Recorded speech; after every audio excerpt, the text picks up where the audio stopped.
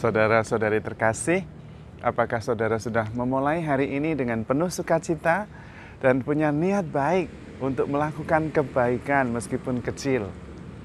Semoga Tuhan memberkati niat baik saudara. Kemarin kita bicara tentang Allah sebagai Bapa. Dan hari ini kita akan bicara sebagai anak, kitanya sebagai anak. Dan memang Tuhan mengharapkan kita menjadi seperti anak kecil.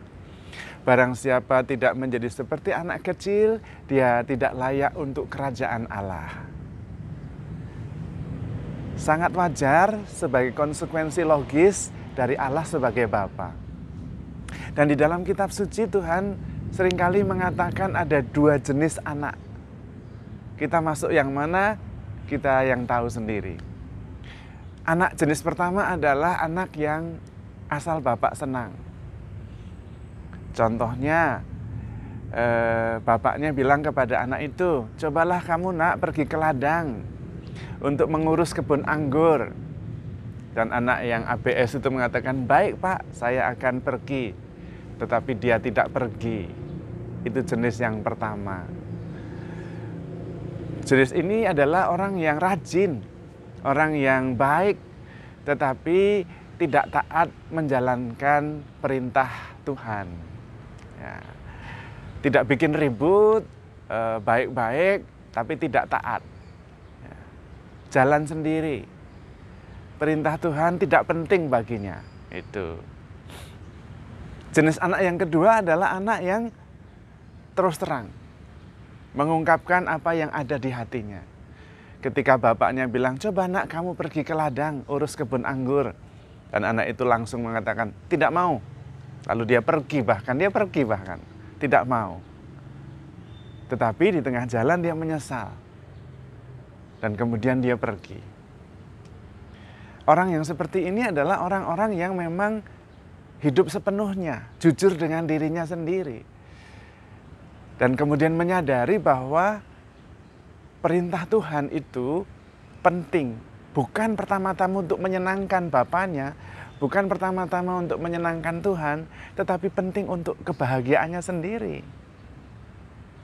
Dan dia rupanya menyadari bahwa kebun anggur itu kebun anggurnya sendiri, milik dia.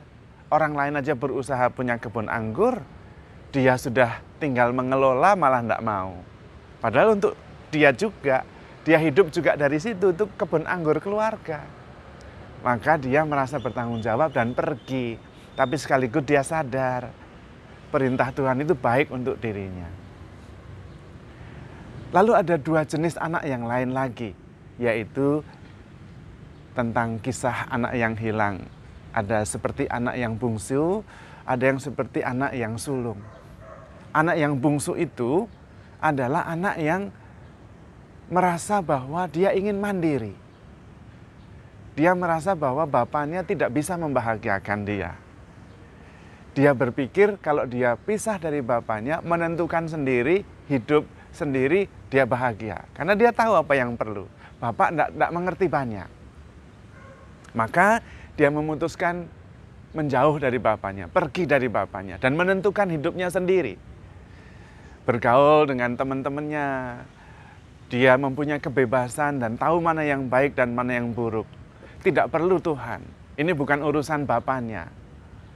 Maka dia hidup berfoya-foya dan akhirnya hancur lebur. Ditolak di mana-mana, jatuh miskin, tidak punya teman, kesepian. Dan kembali. Dan tentu dari segi bapaknya kita sudah bicara. Sangat senang anaknya kembali. Tidak ada protes, tidak ada menghakimi, tidak ada pertanyaan tentang kesalahan dan dosanya. Yang penting anaknya kembali, itu sudah selesai. Tapi dari pihak anak, dia menyadari bahwa kebebasannya, kepandaiannya, kehebatannya tidak bisa membuat dirinya bahagia. Hidup jauh dari Tuhan tidak pernah membahagiakan. Dan anak si bungsu itu sudah mengalaminya sendiri. Dan ada tipe anak yang sulung. Dia bersama dengan bapaknya, selalu taat melaksanakan perintah-perintah bapaknya, tetapi tidak bahagia juga. Mengapa? Karena dia menganggap bahwa dia bekerja di tempat bapaknya. Dia melihat dirinya sebagai pekerja, sebagai buruh di rumah Bapa, bukan sebagai anak. Karena itu dia menjalankan semua perintah itu sebagai buruh. Taat karena terpaksa, tidak menikmati, tidak penuh sukacita. Ini adalah orang-orang juga yang taat terhadap kehendak Tuhan, tetapi ketaatan sebagai sesuatu yang di luar dirinya, bukan dari dalam. Karena itu tidak bahagia. Menjalankan perintah Tuhan sebagai sesuatu yang diminta dari luar, dari Tuhan, bukan untuk kepentingannya sendiri. Kita diminta sebetulnya belajar bahwa kehendak Tuhan, perintah Tuhan itu pertama-tama untuk kita. Kita tidak bisa hidup di luar relasi kita dengan Tuhan. Maka sebagai anak, kita harus seperti anak kecil benar-benar. Yaitu anak kecil itu tidak mempunyai kehidupan di luar bapaknya. Kehidupannya ya bersama dengan bapaknya itu. Itulah kehidupannya. Mau bahagia, mau susah, mau dimarahi, mau dipuji, tetap bersama bapaknya. Dan di situ dia merasa aman. Kadang nakal, kadang rewel, kadang dimarahi. Tapi selalu kembali dan selalu mengasihi bapaknya. Saya itu sangat bangga dengan bapak saya. Pasti Anda juga lah. Kebanyakan di antara kita bangga dengan bapak saya, dengan bapaknya. Bapak saya itu bukan orang yang sekolah tinggi. Karena dia hidup tahun 30-an, tahun 35, 30 sampai 40, zaman Belanda. Jadi sekolahnya juga tidak tinggi, sekolah rakyat.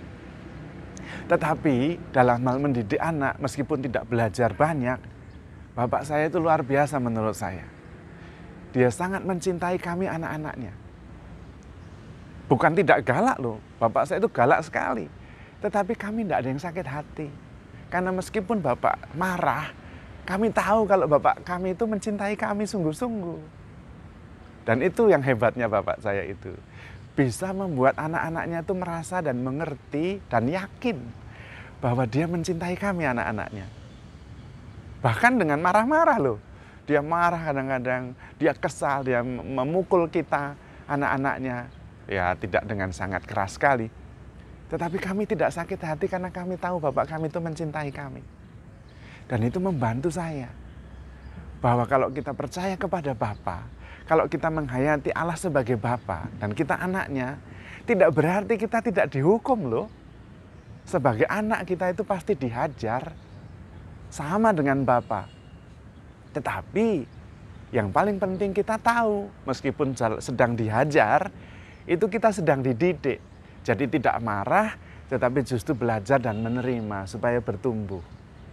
Saya ingat keponakan saya, anak saudara kembar saya, Siyo, namanya Yoga. Waktu Yoga masih kecil, dia sering dihajar sama bapaknya, dimarahi maksudnya, karena dididik ya.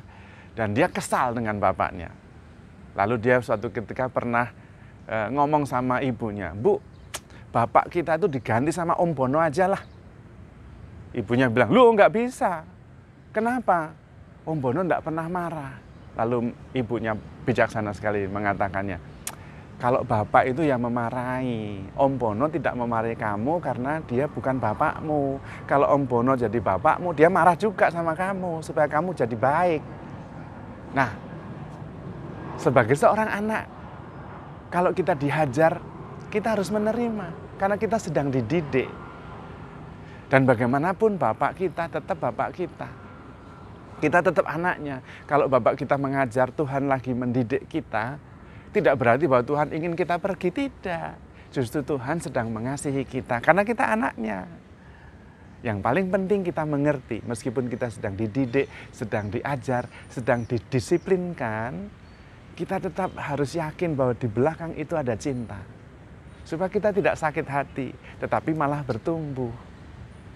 Bagi kita yang paling penting adalah give our best. Seorang anak itu membahagiakan orang tuanya bukan dengan membalas jasanya, membiayai dan sebagainya. Bagus kalau bisa. Tetapi kalau tidak bisa, cukup menjadi anak yang baik, itu sudah mengasihi orang tua.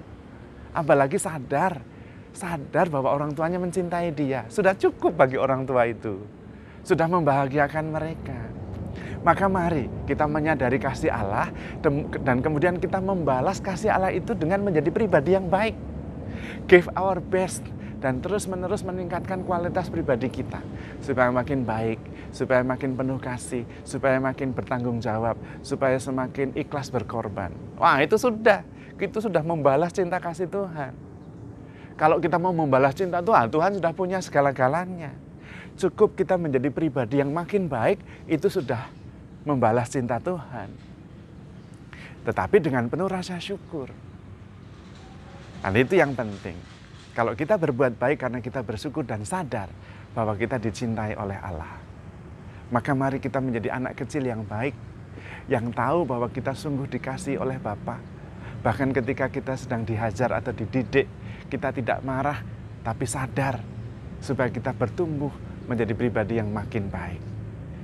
Dengan menjadi pribadi yang makin baik, dengan selalu memberikan reaksi respon yang the best, kita membalas cinta kasih Tuhan. Kita tahu bersyukur, dan kita akan menemukan sukacita, karena Tuhan sebagai Bapa sangat mencintai kita. Tuhan memberkati.